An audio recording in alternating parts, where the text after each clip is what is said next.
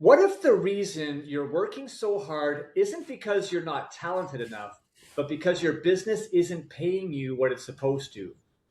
Too many salon professionals out there are booked solid, they're exhausted, yet still wondering where the money went at the end of the month.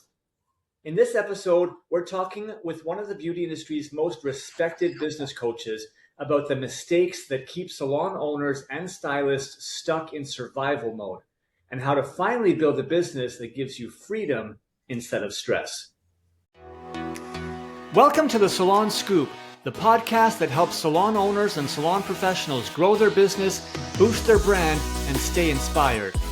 From salon marketing and social media to leadership and growth, we uncover the strategies and stories that move the industry forward. If you love learning, growing, and are serious about leveling up your salon business and brand, you've just found your new go-to podcast.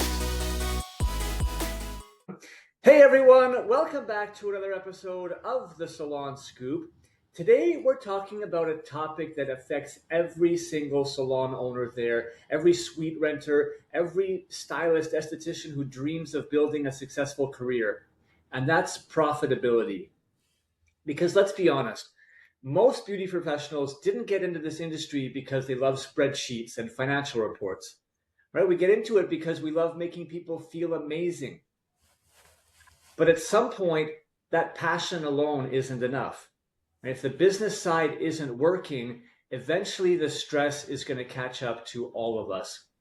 That's why I'm excited to welcome our guest today, Nina Tulio, to the show. Nina is not just a former stylist, former salon owner. She's an international business coach, speaker, educator, and author, and the most recent winner of the 2026 NAHA Educator of the Year Award. Very prestigious. She's lived through the highs, the lows, the debts, the burnouts, the rebuilding process that so many of us in this industry, salon owners, have experienced or are experiencing. And I think that through today's conversation, we're going to be able to raise a lot of important points, a lot of insights, and share some strategies that can help push you past those challenges.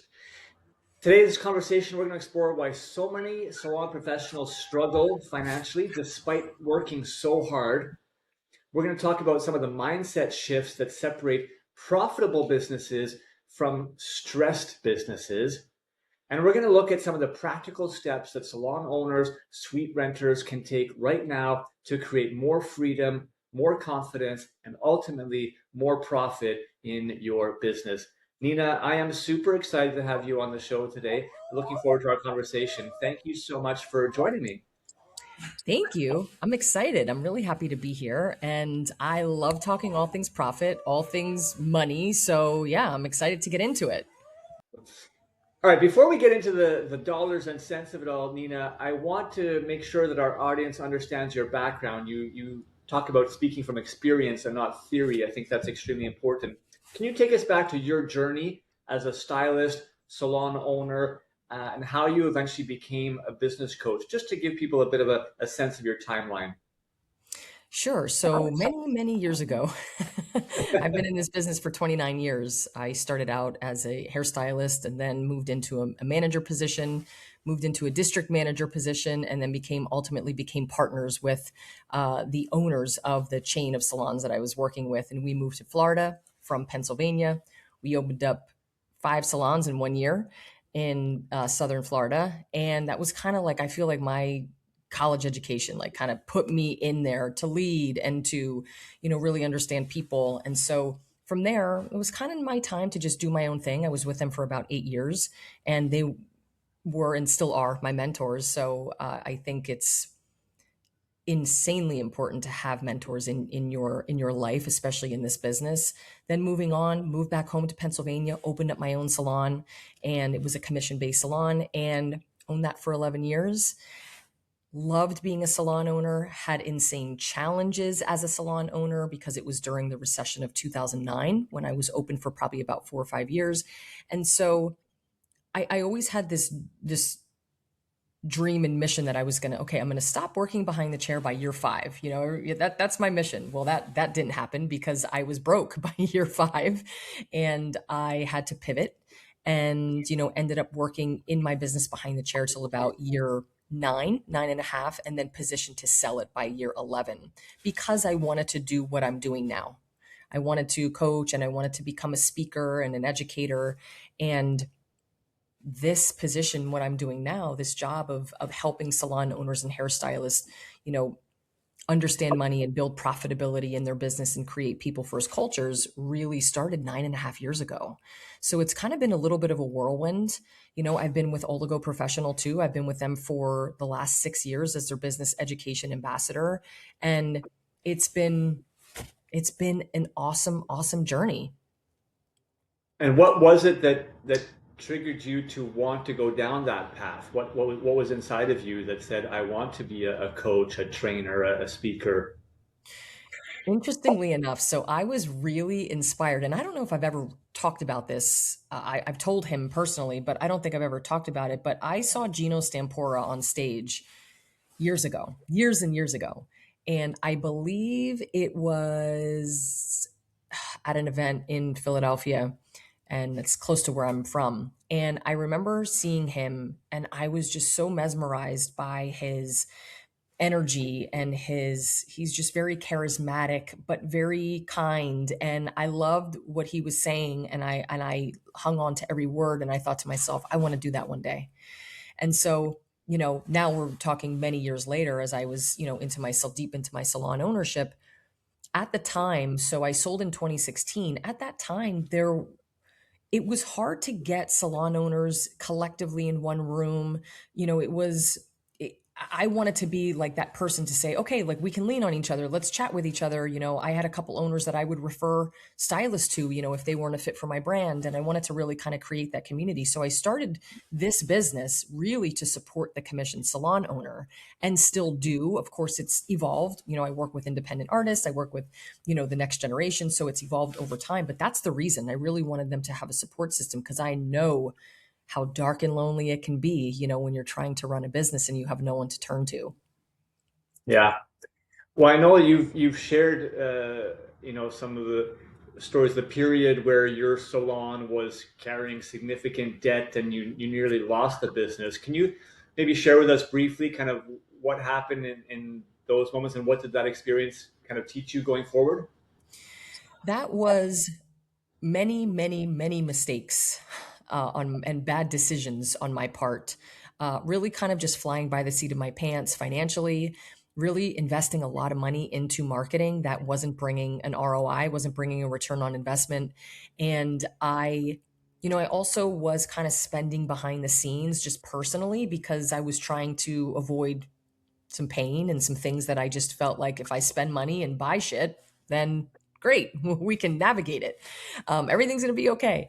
And so I kind of led my business financially a little bit blindly, and started to make some really bad decisions there, which led me into getting into $90,000 of debt, and led me into, almost closing my business twice before year 5.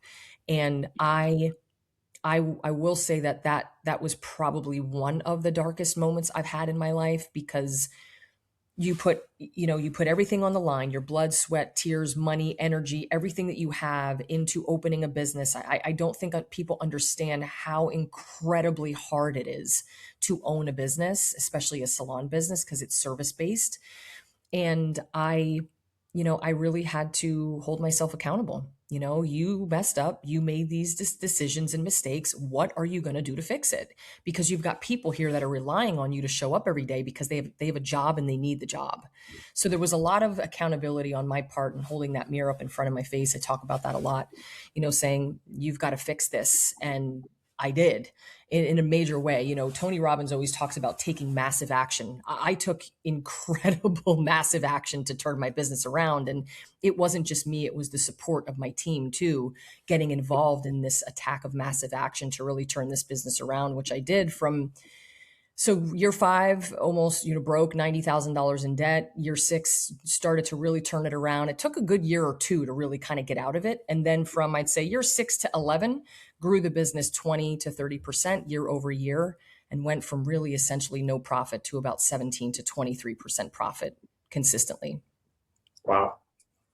Well, we're definitely going to delve into some of the strategies and techniques to help others learn from that. Um, I also want to set the table here, Nina. I mean, you work with so many salon professionals across at least the United States, and then certainly I'm sure beyond. Why do you think there's so much talent in our industry, right? There's Mhm. so many people that are so talented at their craft, but why do you think so many talented salon owners and stylists are still struggling financially despite being booked and busy all the time? Well, I think, it comes down to a couple things. We are creative people, and we have hearts of gold, and we always go with the intention to want to serve people. And sometimes, and I'll speak from experience, sometimes serving other people means that we forget to serve ourselves. And part of forgetting to serve ourselves means that we have to remember that we're running businesses. We're not running nonprofits. And so we tend to lean toward the side of emotional. I'm very empathic. I know a lot of stylists and salon owners are. And so we lean into that, which is really great and amazing to create that environment where people want to come and spend time and return. But on the back end, we forget that taking care of ourselves means that we have to understand how to run the back end of the business. So the craft can get you busy, the craft can get you, and the skill set can get you the client base. The interpersonal skills and that level of care and compassion and deep empathy can get you the people and keep them. But it's the business side that's actually going to keep you open. It's the profit that's actually going to keep you sane and surviving and thriving as a salon owner and as a business owner. So, what would you say then are some of the biggest myths, maybe that salon professionals currently believe about profitability that maybe are leading them down the wrong path? Well, I think sometimes, one of the myths is if I open a salon and I'm a salon owner, that I'm going to have all the time, money, and energy to just do all the things, which it's actually the opposite. When you open a salon, you're compromising your time, money, and energy because you are the person, you are the leader, you are leading a team, you are making the financial decisions, you're making the marketing decisions, you're handling the clients, you're handling all of the things. So that time, money, and energy takes time to grow. I always say you have to scale up to scale back. So you're working hard, hard, hard those first, I'd say at least to year five, you're going to be grinding it out until you maybe put a team in place and you have people you can lean on. And, then maybe you can take a step back a little bit to uh, really lead this business the way it needs to be led. And so that's one of the myths. I think when it comes to profitability, we start to think that money, revenue, and cash flow means profit. And I work with a lot of people, and I work with people who are doing very well for themselves in terms of revenue. But when it comes to the back end of the business, when it comes to spend and expenses and understanding profit margin and cost of goods and all of those things, what their rent percentage should be, what their payroll percentage should be, sometimes it's where they get a little bit lost. I knew I was lost there for a while. And so, I think we sometimes confuse cash flow with profit, and they are different because cash flow is money in and out. The profit is actually what we're hanging on to. And then from that net profit, we still have to pay our taxes, which after taxes are paid, then we have net income. So there's still a lot of money. Even though we have net profit, there's still a lot of difference between what's on paper in net profit and what's actually in the bank account. Makes sense. A lot of salon owners are just not comfortable with the financial side of the business. That's the reality. And as soon as you start talking numbers, it doesn't necessarily register. What would your advice be to salon owners or salon professionals sort of out on their own as an independent? What are the numbers that every salon owner needs to learn, needs to understand, without having to ask their accountant to feed them, to feed them the numbers. What would you say are the key metrics that have to be learned and understood by a salon owner? So I'll break it down into two groups because there are reports that you should be pulling every day in your business. Yes, every day. I know it sounds a little bit redundant, but yes, we have to make sure that we're looking at certain things. And I like to keep things really simple too. So in salon reports and then profit and loss statements. So I'll go into in salon reports. Every day you should be tracking because there are three levers that really grow businesses. Any business, not just ours, but we have average ticket, we've got frequency of visit, and we've got volume. And then if we want to add the bonus, the back end of that would be retention, retaining those clients. So every single day, we need to know what our productivity is, like our productivity report. So we should be seeing how booked we are, what our utilization is. We should understand what our average ticket is every single day. We should also understand our frequency of visit, how people are returning. And we should absolutely be looking at how many new clients, because that's a volume game, how many new clients are coming in the business. And then, of course, sales every day. That's just a given. Every day we should be looking at sales. We should be looking at service dollars and retail dollars. But that aside, the productivity, average ticket, and frequency of visit are incredibly important.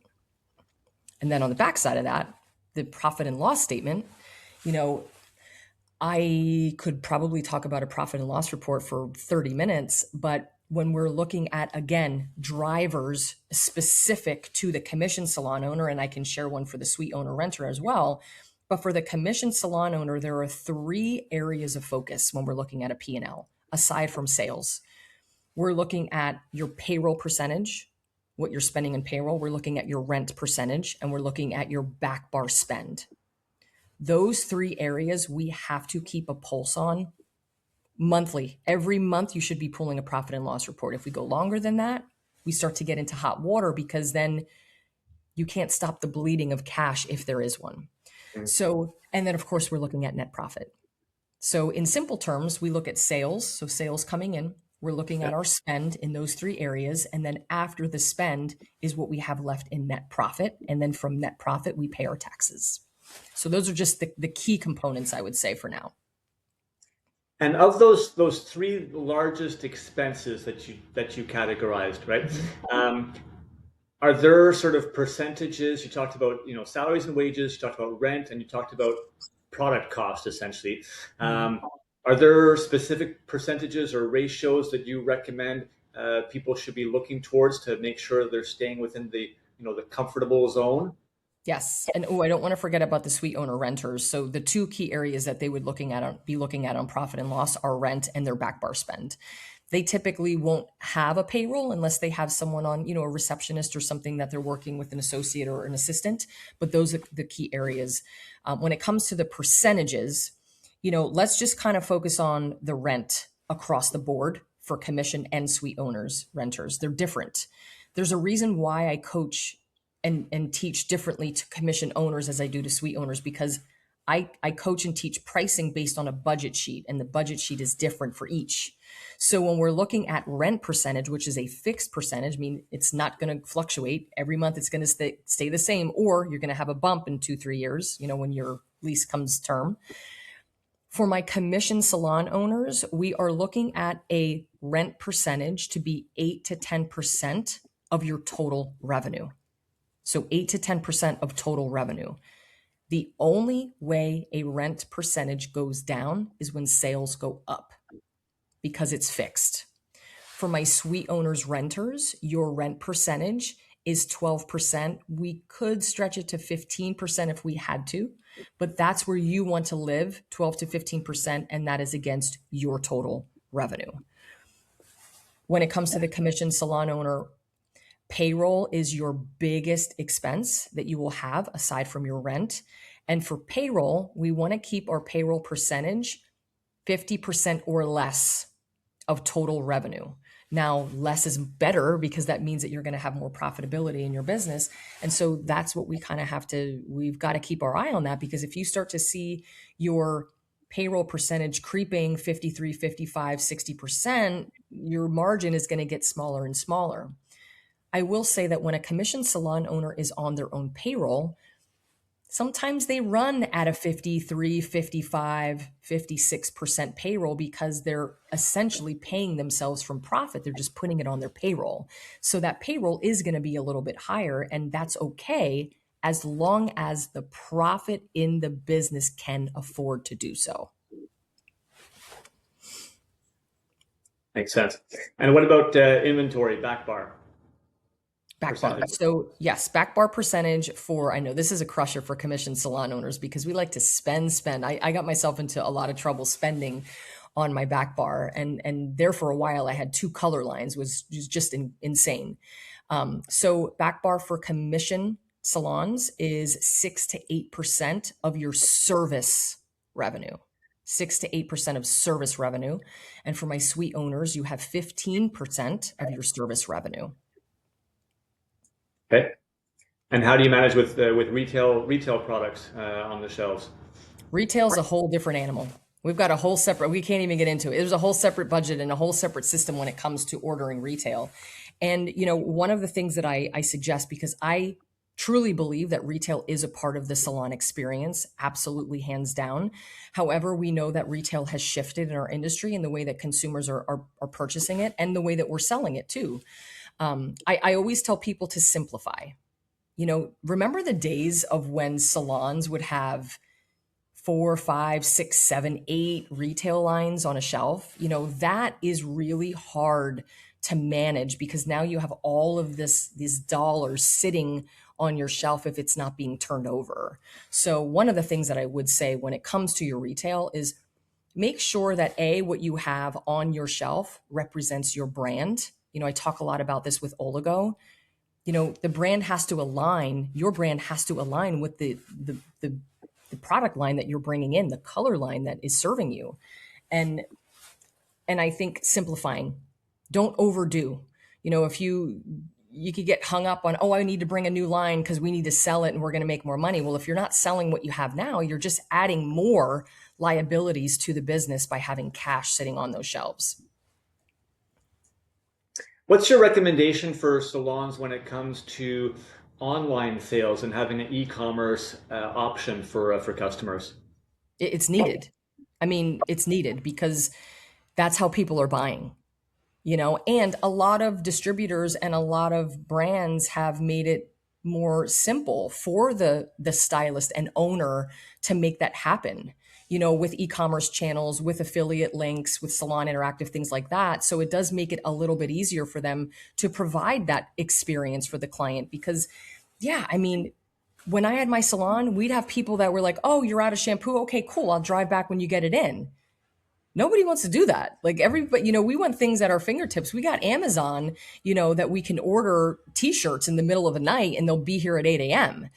So everything happens so fast. And so we have to make sure that we're able to keep up with that demand. So I think it's absolutely needed, and it has to be done in a way that aligns with your brand and your message and your mission and vision for the business. Great point. But yeah, we harp all the time that e-commerce is important, even if it's a small percentage of the Mhm. overall business. You need to have that option available to your customers. Nina, you speak obviously very confidently and knowledgeably about all these financial aspects, all the percentages. You have developed this. Most salon owners, it's not as natural and comfortable for them, and it probably wasn't for you in the early stages. How did you personally grow to essentially develop this skill, right, and learn all about these finances to the point where you were not only comfortable managing it yourself, but now you're at the point where you're a master and you're able to teach it to others in the industry?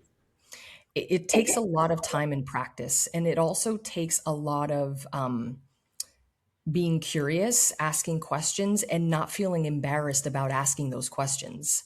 I fell on my face a lot of times. I've made a ton of mistakes in my business, for sure, financially, and other mistakes too. And I think it's repetitive. It's like when you take that first haircut and you do that first bob, doesn't look great, you feel uncomfortable, you don't know how to hold the scissors per se, you're not holding the elevation's wrong, and you feel uncomfortable doing it, and it doesn't feel good, and sometimes we feel a little bit embarrassed, like, oh my gosh, this haircut didn't come out the way I wanted it to. Well, over time, as you practice and you continue to see and bring out that doll head and see clients that you're practicing on, and you keep doing it over and over, it becomes like second nature, like riding a bike. It's the same thing when we're talking about finances. You have to ask the questions. And what I mean by asking the questions is asking people who know more than you.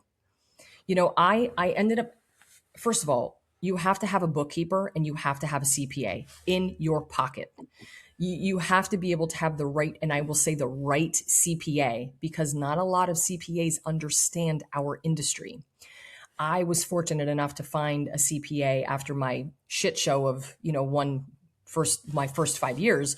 I found a CPA that was willing to sit with me, and I was willing to answer my questions. And I felt silly.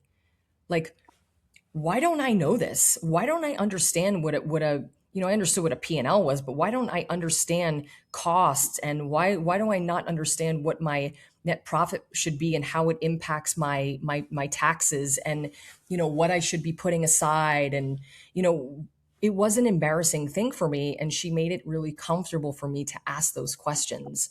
And so the more I asked questions, the more knowledgeable I became. And when I started to feel really good about it, I'm like, this is great. I don't feel silly anymore. It's not like my first haircut. And now, then retraining myself and getting into education myself, me too, and still practicing and taking business classes. And, I took a Harvard business class for 4 weeks virtually. I had to show up every week for 4 hours and really pouring into myself. That's what you have to do. You have to make it a practice, because numbers are not easy for us.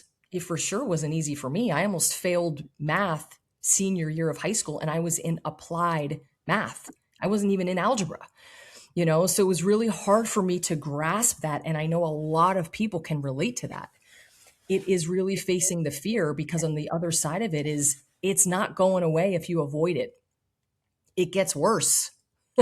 Please take it from me. I avoided it for so long that it actually got worse. I got in debt with the IRS. I mean, there were a lot of things that I did that I do not want you to do. So don't avoid. Ask the questions and find the people that know more than you. That's incredible advice and very, very, very important. I'm going to slow it down. Some people might have been listening there and have the question that they're afraid to ask. It's like you said, you need to have a good CPA. You need to have a good CPA. Mhm. Just to be clear, a CPA is a chartered professional accountant. For anyone who wasn't it wasn't clear, you need to have a good one, as Nina shared, to help you through the numbers. Okay, let's pivot a little bit. You've recently released a book earlier this year called Profit is Personal. Tell us what that phrase actually means. Why is profit personal? Profit is weaved into every single part of your business. Profit isn't just about finance. And it stems from your leadership, it stems from your culture, it stems from your systems, it stems from your client experience. Of course, it stems from, pricing is a big part of that. But the biggest component in chapter 1 of my book is you. You are the component of the business that makes the choices, the decisions, has the final say. And you have to really be okay with you, because it takes a lot to lead people and create a people first culture. And so, creating this book was a labor of love. It took me over a year to write this book. And just the title alone was tough. And when I started to really think about the importance of leadership and culture and systems and your brand in a business and it does become personal, because you are your brand and your business. So it really does intertwine and intersect in so many ways. I love that. What When you talked about that leadership, culture, systems, mindset, those things are all tied to profit. How are they connected to profitability? Take us a little bit deeper behind how leadership and culture is connected to profit in the salon.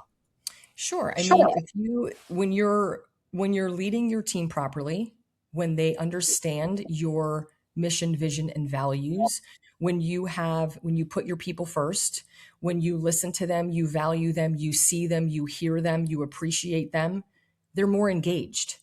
It isn't about motivating people, it's having engaged people. And when people are engaged, they perform better. When they're appreciated, valued, and seen, they perform better. When they perform better, the business performs better, which means if you got your spend together and you can keep that shit together too, you're making a profit in your business. And so when the leadership isn't on point and you're not confident in the way that you lead and you're unsure in your mission, vision, values, and you are a yes person, the engagement drops. The fact of them maybe feeling valued, seen, and heard, and maybe feeling a part of something bigger than themselves and it doesn't exist. They're not showing up at 100%. They're not giving the client the experience that they deserve. That affects and impacts the profit, hands down. I mean, we can price all day. I can give you the best coaching on pricing and give you your price per minute, price per hour. But if they don't respect you and they don't see the long-term vision in the business and see themselves as a part of this brand and feel like they are put first, they're not going to be engaged, which will hit your profit. Mm, makes sense. Nina, you work with so many salon owners, and you have for so many years. What would you say are some of the first few things that you typically discover when working with a new salon owner that's often holding that profit back?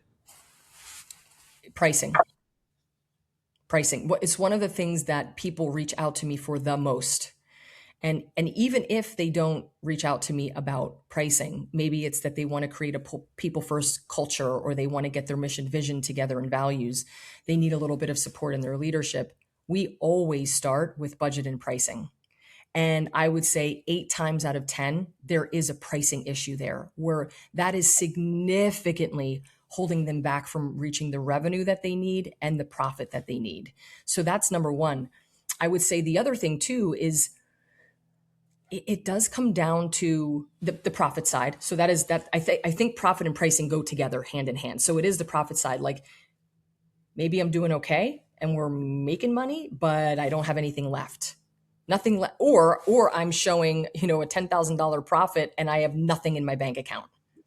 Those are top two when it comes to finances for sure. On the other side, it is the culture side. It is the leadership side. It is the I can't find and attract people. I can't retain my people. I don't know how to onboard and train my people. I don't have a system in place for them to grow. I don't have a growth plan. I don't have an assistant growth plan. Where do I start with compensation? Those are the other areas that we're definitely having challenge in as well. Yeah, and it makes sense. You kind of can't have one without the other. I mean, you could fix your pricing and have the perfect pricing model, but if you don't have uh, a full staff and an engaged staff that's actually working and delivering the services, then whatever pricing model you have doesn't doesn't matter. And it could be vice versa. You could have an amazing team, you could have a great culture, you could have strong retention, but if you have a really poor pricing strategy, then all that energy and effort kind of goes to waste. So you have to kind of be marrying those two Sure. together as you work. Are you seeing from a pricing standpoint that generally speaking, our industry is just underpricing itself? Is that the main issue when you say pricing is the issue, or what are the specific issues around pricing that you see? Well, I can tell you that it's very rare that I run into a salon owner or an independent artist that's overpriced. That's over what the budget and my calculators say. Very rare.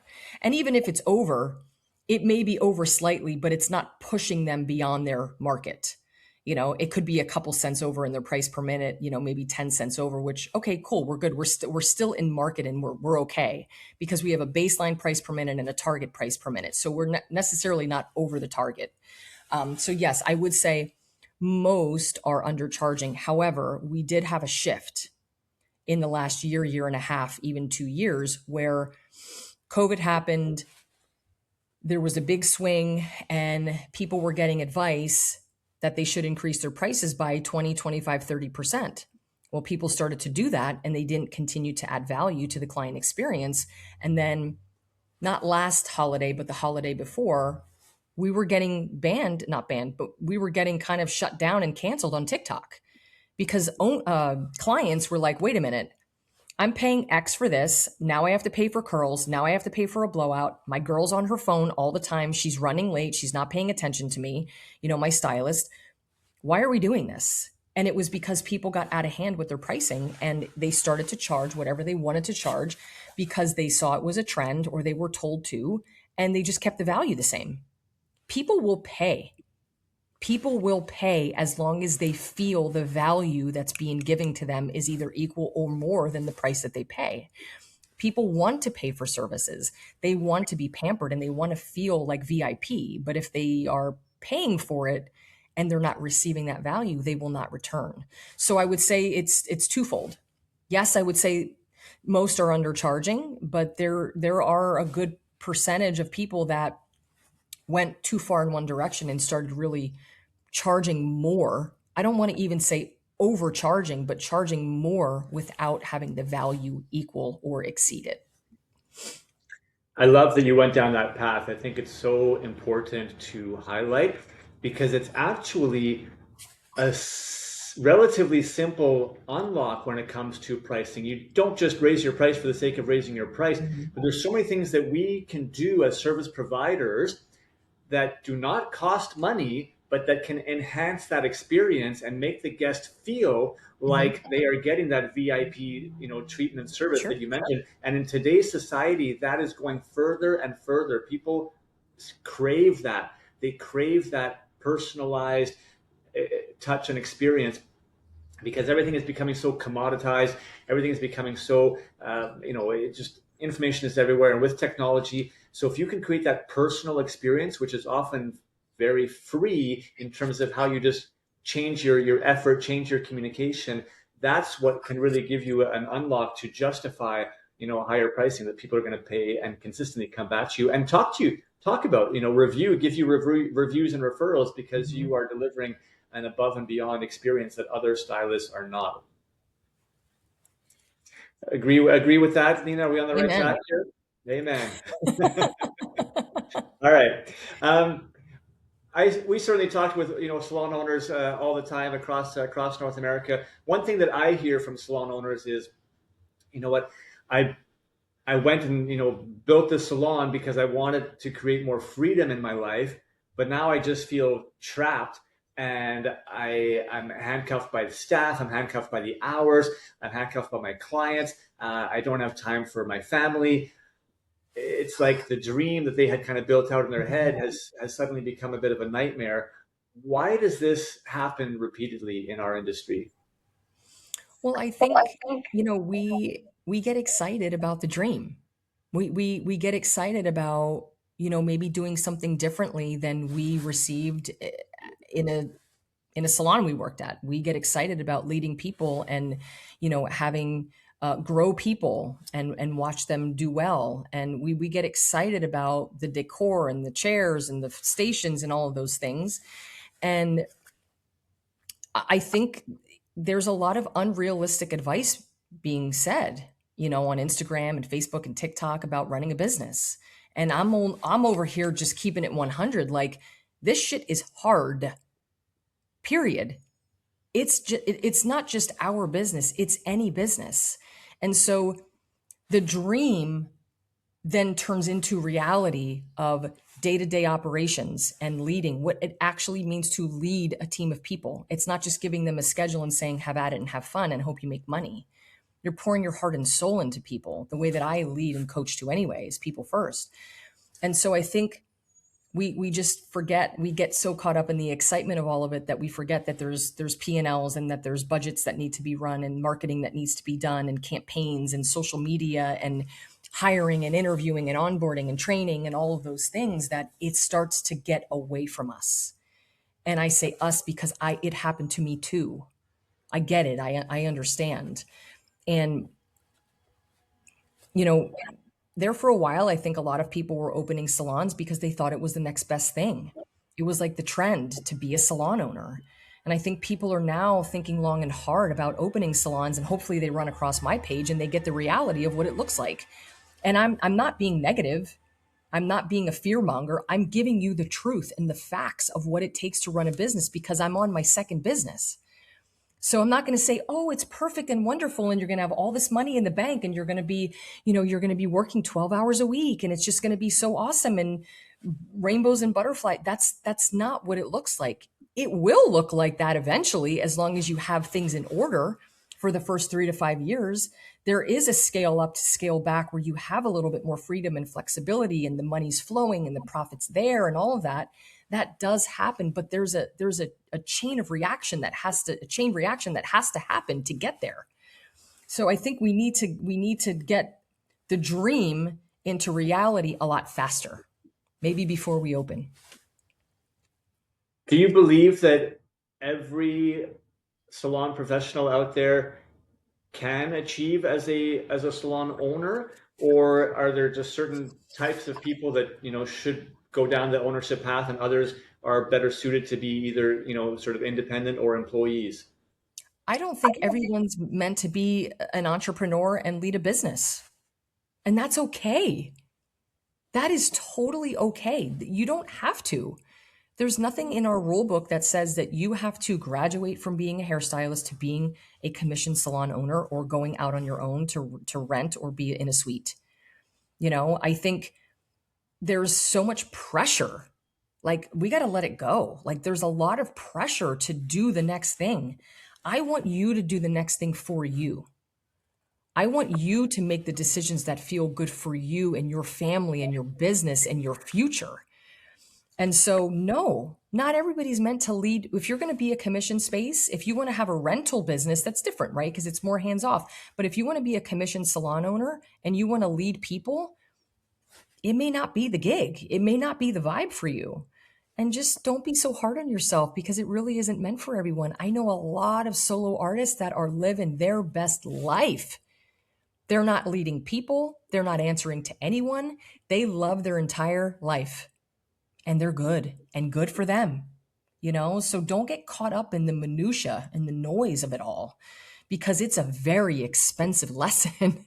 It's a really expensive lesson. When you get into it, you have to have heart and passion to really want to serve people at a deeper level, to be in a commission space and do it right Yeah, fully agreed. I know so many salon owners that said they earned more money when they were just working as a commissioned stylist on their own than they do now that they own the salon with all the team and all the expenses and all the headaches and all the harassment that goes with it. And they, yeah, did not end up where they expected by any means. Exactly. Yeah. Nina, what we're talking about leadership here, obviously, for it to really be successful as a salon, what leadership habits do you see that consistently show up in the most successful salons? The most successful salons, when it comes to leadership, I would say the most successful owners, they are very self-aware. They know when they're doing things the right way, and they know what their strong suits are, and they know where their weaknesses are. And they know when they need to reach out for support and help, when they need that CPA, when they need that bookkeeper, when they need a marketing person to handle things because it's just not their wheelhouse. So awareness, number one. Number two, empathy. I'm so fortunate that I get to coach and work with some incredible salon owners that have come through the trenches of COVID, and they are just freaking killing it. And they're killing it because they have a deep empathy for their people. And I think we lost that a little bit. I'd say maybe 5, 6, 10 years ago, we kind of lost the empathy side of things. And, we got so caught up in the structure of things, which structure is important. Don't get me wrong. Structured flexibility is one of my favorite words. We can be structured, but we can be flexible in our approach. And I think the empathy part of it is that we have to understand that we're dealing with humans. The third side of it is communication. You have to be clear with the way that you're communicating with people. You have to ask your people of things, of the things that you need from them. You have to make sure that you're sharing your message and your vision and your mission and your values. Don't keep it a secret. People need to know this. And when there's an issue, you have to handle it right away. You have to have the tough conversations. These owners, they're having these tough conversations. It's not fun, not easy, And we're definitely not like looking forward to it. We're probably losing sleep, but they're having them.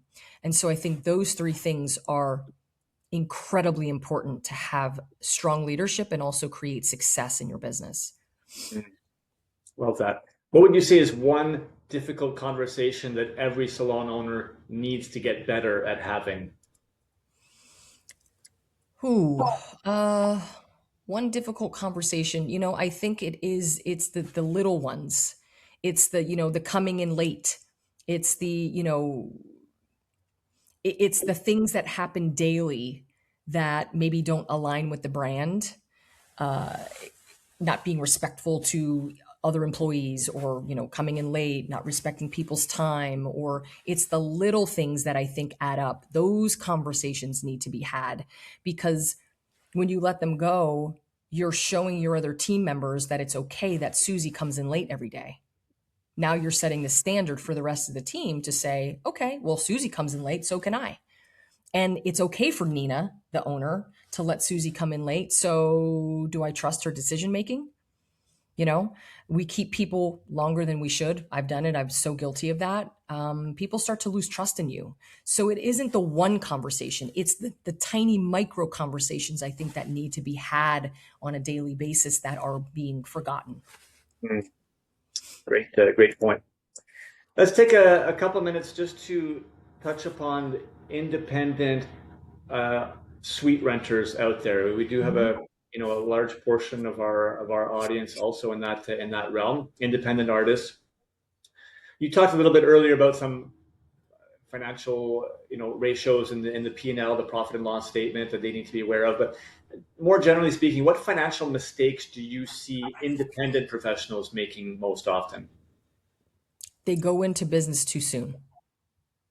They start their suite or they rent a chair too soon. And a lot of times it's because they're running from something. They're not equipped. They are unsure about how to run a business. They don't understand the actual the reality of running a business. They're great at doing hair. They're super talented, but maybe their book isn't built up enough. They don't understand how to have systems and create policies and have this structure within their business, and they just do it too soon. I see it often. I think it's calming down though, which really makes me happy. I think people are pausing a little bit before they make these decisions.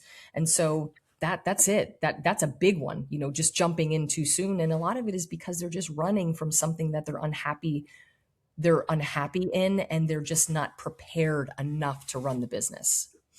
What should they be doing instead to either check themselves, Mhm. to see if they are ready, or if they are able to recognize it and they say I'm not ready, what should they be doing to help prepare themselves to the point that it is a good timing for them and they can be financially sound when they make that move? Well, interestingly enough, I just actually spoke about this at Beacon, the Beacon program with PBA for the students, the next generation of artists. And my presentation was about suite life or commission life. What's next for you after you graduate, and what does that look like? There's no right or wrong. I lean more toward going into the commission space because you're going to have the support and the environment and the mentorship that you need to kind of kick you off. But yeah, do I know people who've graduated and have gone into a suite and have done well? Yeah. Is it for everyone? No. So we talked about the choices that you have to make and how to get yourself set up where, you know, do you do you have a solid book of people that you can sustain paying your rent, paying your taxes, paying your back bar, making sure that you have enough revenue to sustain that? Do you understand how to market yourself and get people in the door? Do you have 3 to 6 months of cash cushion for, anything? You have to have money in the bank to sustain just in case something happens. Do you have that? Do you have, that cash flow to maintain to keep yourself afloat, because that rent is going to keep being charged. And if you don't have that, if you're seeing 5 clients a week and that's not covering your rent, do you have a marketing plan? Do you have a marketing strategy? Are you able to pay yourself? When can you pay yourself? Do you know what your break even number is? Meaning, what is the number that you need to bring in sales just to cover your expenses every single month? So those are the things that we're talking about, and those are the things that I'm saying you've got to be prepared for when you decide that this is for me. It's not. It shouldn't be, oh, I got to get out of the situation that I'm in, so I'm going to choose to rent a chair or go into a suite. That shouldn't be the conversation. The conversation should be, I've built my business enough. I feel confident in my leadership. I feel good where I'm at in the money that I'm making. I've run the reports. I know what my cash projections are. I've run a business plan and I know what this looks like. I feel safe and protected to go in to open up my own suite or rent a chair. That's a different conversation. Yeah, completely. For anyone out there who is potentially, considering this move on themselves, like, should I stay in a commission-based salon? Should I move independent? Or actual salon owner who's deciding, what, should I keep my commission structure? Should I be shifting to a more, renter situation? I know a lot of salon owners who have gone and opened up a side business, which is a suite, building. One of our top episodes of all time is actually called Salon Structure Showdown. One of the first episodes that we ever did, where we had individuals from each avenue of the industry.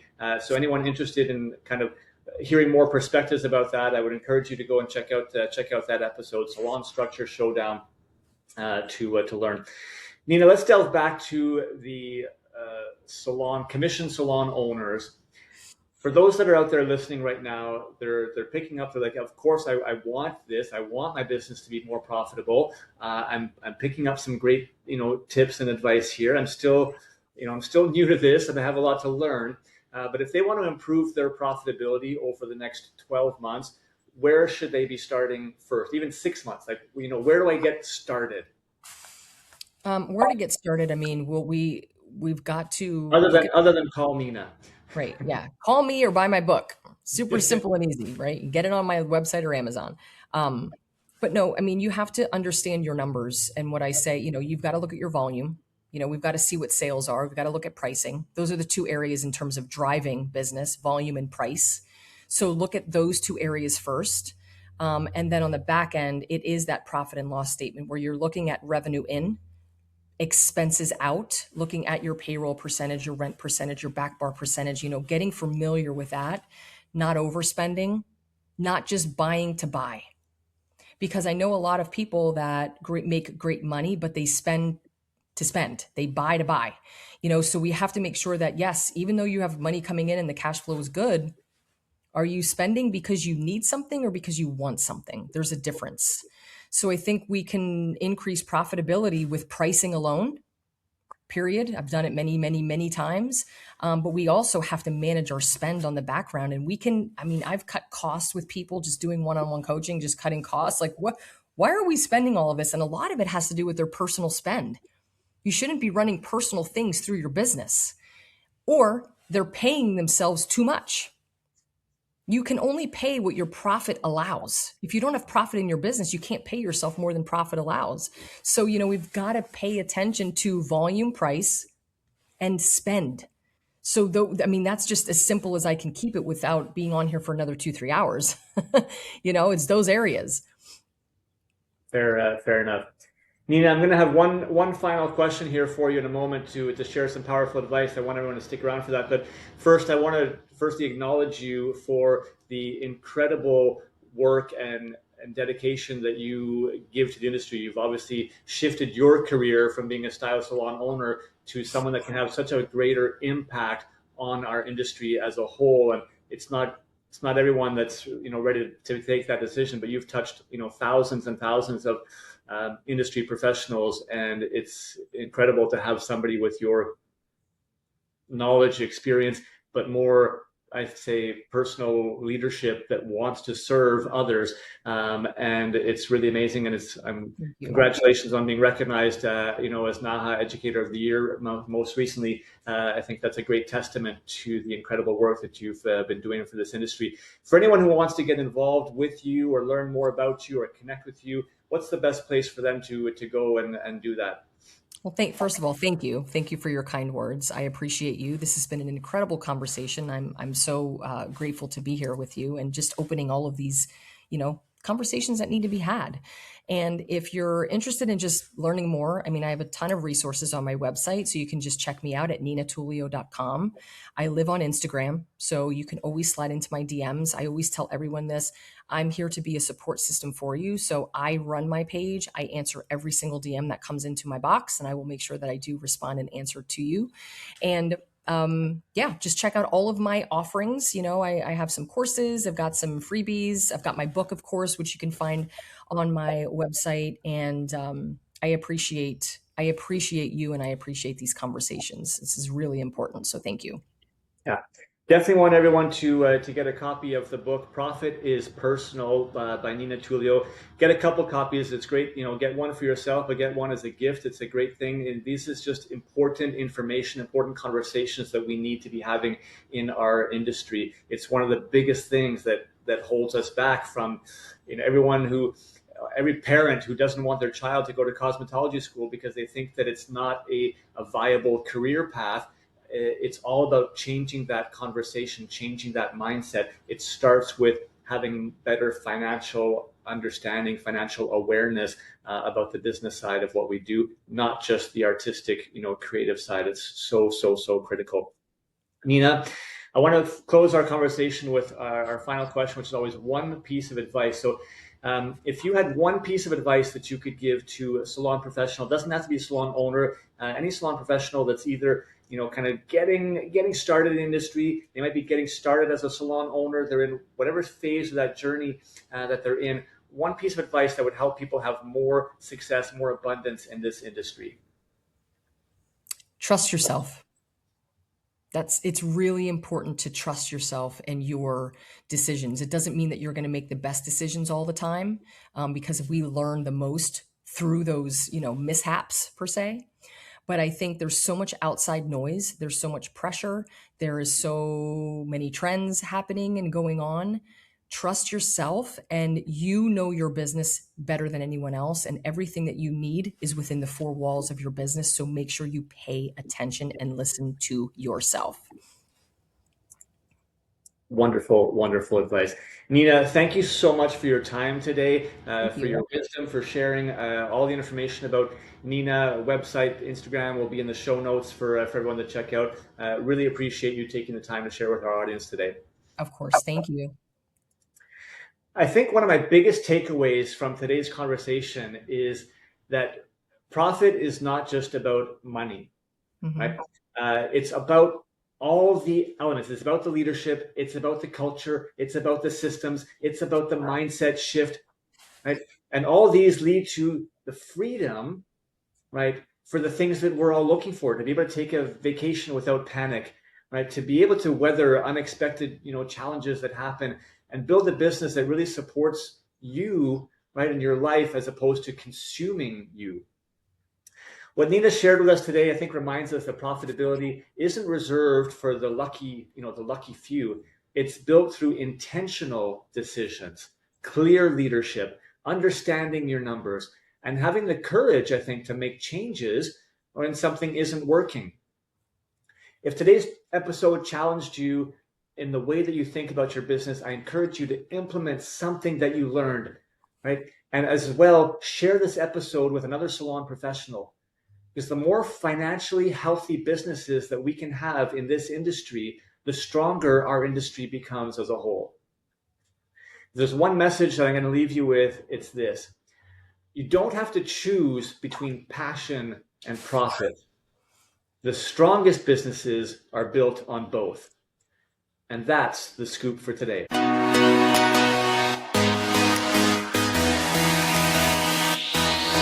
Thank you so much for listening to the Salon Scoop podcast.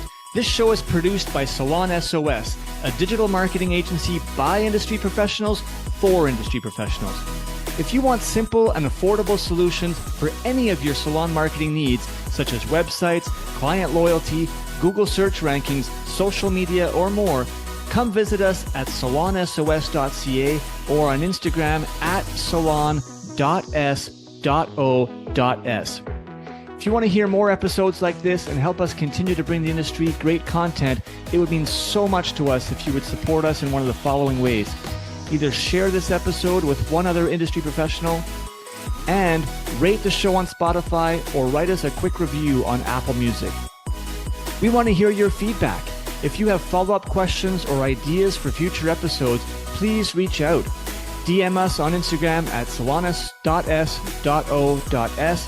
or hit us up on our website again at salonsos.ca.